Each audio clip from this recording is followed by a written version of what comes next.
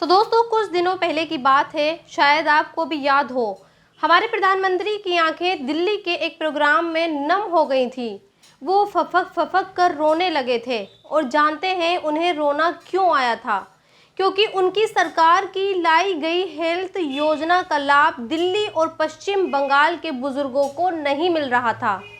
लेकिन कल गुजरात के अहमदाबाद में प्रधानमंत्री की इसी हेल्थ योजना यानी आयुष्मान कार्ड का फायदा उठाते हुए 7 स्वास्थ्य लोगों की एंजियोप्लास्टी कर दी गई, जिसमें 2 लोगों की मौत भी हो चुकी है। आज मैं आपको ये बताऊंगी कि क्यों मोदी जी के होठ सिर्फ उन्हीं राज्यों के लोगों के लिए क्यों फड़फड़ाते हैं जहां बीजेपी की सरकार नहीं होती है। लेकिन आज सबसे पहले बात इजराइल की होगी, क्योंकि इजराइल पर पहली बार हिजबुल्लाह ने इतना बड़ा हमला किया है कि उसके होश फाख्ता हो गए हैं। उसकी समझ में नहीं आ रहा है कि अब वो क्या करे। ये जो आप मैप देख रहे हैं, ये इजराइल की डिफेंस आर्मी की तरफ से पोस्ट किया गया है। और इस मैप के ज़रिए इजराइल ये बता रहा है कि लेबनान ने उस पर बहुत बड़ा हमला किया है और इस हमले की वजह से उसके लाखों लोग बॉम्ब शेल्टर में जाकर छिप गए हैं। उधर ईरान की मीडिया ने भी इसी बात की पुष्टि कर दी है कि लेबनान की तरफ से इजराइल के शहर हाइफा पर रॉकेट दागे गए हैं। साथ ही तेल अवीव में लेबनान की तरफ से एयर स्ट्राइक की गई है और तेल अवीव के मिलिट्री बेस क्रिया पर भी हमला किया गया है। हालांकि इन हमलों में इजराइल का कितना नुकसान हुआ है, इसकी अभी कोई खबर नहीं है। लेकिन बताया ये जा रहा है कि इन हमलों के बाद इजराइल पूरी तरह से बौखला गया है। दरअसल इजराइल पर ये हमले उस हमले के जवाब में हैं जब इजराइल ने लेबनान की राजधानी बेरूत पर एक के बाद एक 4 हमले किए थे और उसकी कई रिहायशी बिल्डिंगों को तबाह कर दिया गया था। जिसके बाद हिजबुल्लाह के नए चीफ नईम कासिम ने अपने देश के लोगों से ये वादा किया है कि वो इजराइल को बर्बाद कर देगा। और जिसके बाद हिजबुल्लाह के लड़ाकों की तरफ से इजराइल पर ये हमले किए गए। खैर, अब देखना ये होगा कि इजराइल लेबनान के लिए किए गए इन हमलों का जवाब क्या और कैसे देता है। लेकिन आज मैं आपको इजराइल के बारे में एक और सच और बताना चाहती हूँ, जिसके बाद आप ये समझ पाएंगे कि इजराइल ने फिलिस्तीन और अब लेबनान के खिलाफ जो युद्ध छेड़ रखा है उसका मकसद क्या है। और वो सच इजराइल के उस शख्स के बाप ने बताया है जिसके बेटे को हमास ने पिछले साल 7 अक्टूबर को किडनैप किया था। दरअसल कल इजराइल के एक ही अखबार में यह खबर छपती है कि जिसकी हेडलाइन ये होती है, we are second class citizens in a fascist country. अब सोचिए, इजराइल के एक नागरिक को ये बात कहने की ज़रूरत क्यों पड़ी? क्यों इजराइल का एक शहरी ये कहने पर मजबूर है कि वो अपने ही देश में सेकंड क्लास सिटीज़न है? और सुनिए, आगे इस बात के शब्द और भी ज़्यादा दर्दनाक हैं। और ये कहता है कि Netanyahu is heartless, is only interested in war, he understood that a war word only keep him in power. यानी नेतन्याहू सिर्फ अपनी सत्ता बरकरार रखने के लिए गाजा अब लेबनान के खिलाफ युद्ध लड़ रहा है और वहाँ के लोगों का नरसंहार भी कर रहा है।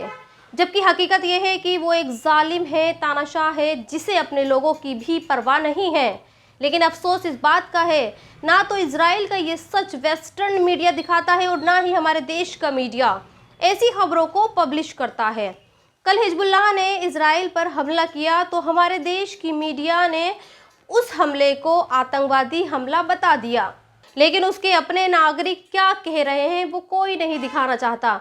और आपको जानकर हैरानी होगी कि जो लोग इजराइल के खिलाफ आवाज़ भी उठाते हैं उन्हें भी एंटी इजरायली मान लिया जाता है। जैसे बर्नी सैंडर्स को मान लिया गया है। बर्नी सैंडर्स अमेरिकी सीनेट हैं, यानी अमेरिकी सांसद हैं, और वो अपने ही देश की सरकार पर ये इल्ज़ाम लगा रहे हैं कि अमेरिका ने अपने ही देश के लोगों को टैक्स का पैसा इजराइल को हथियार देने में खर्च किया है। बर्नी सैंडर ने बाकायदा एक लेटर लिखा है और पूरे फैक्ट और डेटा के साथ ये बताया है कि पिछले 1 साल में अमेरिका ने $18 बिलियन इजराइल को हथियार खरीदने के लिए दिए हैं।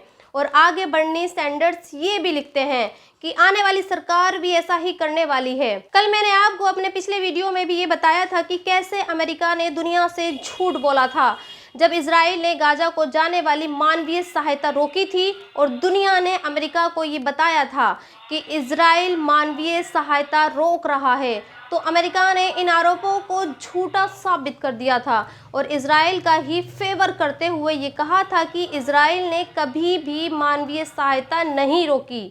जबकि अब ये बात सामने आ चुकी है कि अमेरिका के सेक्रेटरी जनरल एंटनी ब्लिंकन ने अपने दोस्त नेतन्याहू को बचाने के लिए ये मनगढ़ंत कहानी बनाई थी। लेकिन अमेरिका का ये झूठ आज पूरे फिलिस्तीन को बर्बाद कर चुका है।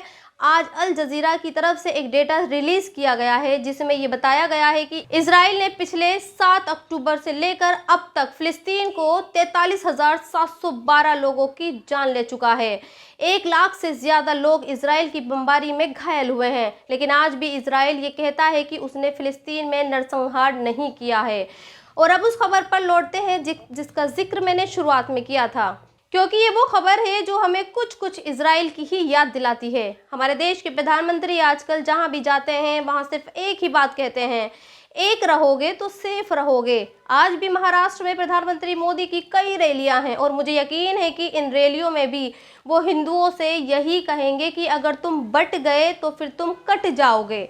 लेकिन जहां हिंदू मर रहा है और हिंदू की वजह से मर रहा है, वहां मोदी कुछ भी नहीं कहते हैं, वहां मोदी खामोश है। गुजरात के अहमदाबाद में आयुष्मान कार्ड का लाभ लेने के लिए एक बड़े प्राइवेट अस्पताल में 19 लोगों की एंजियोग्राफी कर दी गई। इनमें से 7 लोगों की एंजियोप्लास्टी कर दी, यानी उनके दिल में स्टेंट डाल दिया गया, और जिनमें से 2 लोगों की मौत भी हो गई। और हैरानी की बात यह है कि इन लोगों को दिल की कोई भी बीमारी नहीं थी। लेकिन ना तो प्रधानमंत्री इस बात पर कुछ बोल रहे हैं और ना ही बीजेपी के दूसरे नेता इस पर वहां के मुख्यमंत्री का इस्तीफा मांग रहे हैं। और हमारे देश की मीडिया इसका ठीकरा सिर्फ अस्पताल पर फोड़ रही है और इस घोटाले को सिर्फ एक अस्पताल का मान रही है। जबकि यही मीडिया अगर दिल्ली या फिर किसी दूसरे राज्य में पानी की टोंटी भी चोरी होती है तो सीधे मुख्यमंत्री का इस्तीफा मांग लेती है। जैसे आजकल बीजेपी के ये प्रवक्ता जिनका नाम शहजाद पूनावाला है, ये हर रोज सुबह दिल्ली की सड़कों पर ऑक्सीजन मास्क लेकर निकलते हैं और बढ़े हुए प्रदूषण का हवाला देकर केजरीवाल का इस्तीफा मांगते हैं। जबकि दुनिया जानती है कि दिल्ली एक यूनियन टेरिटोरियल स्टेट है जिससे मुख्यमंत्री से ज्यादा गवर्नर चलाता है, लेकिन इन्होंने कभी भी उस गवर्नर का इस्तीफा नहीं मांगा। ये बस हर रोज बड़ा सा ऑक्सीजन मास्क लेकर दिल्ली के मुख्यमंत्री का इस्तीफा मांगने चले आते हैं। और इस वीडियो के आखिर में आपकी सेहत से जुड़ी बात बताती हूँ। एक नई स्टडी में ये पता चला है कि किशमिश को रात भर पानी में भिगोकर सुबह उसके पानी को पीने से बहुत बड़े फायदे हैं, जिसमें सबसे बड़ा फायदा यह है कि पानी आपके बैड कोलेस्ट्रॉल को कम करता है, जिससे आपका दिल सेहतमंद रहता है और उसमें ब्लड सर्कुलेशन अच्छा होता है।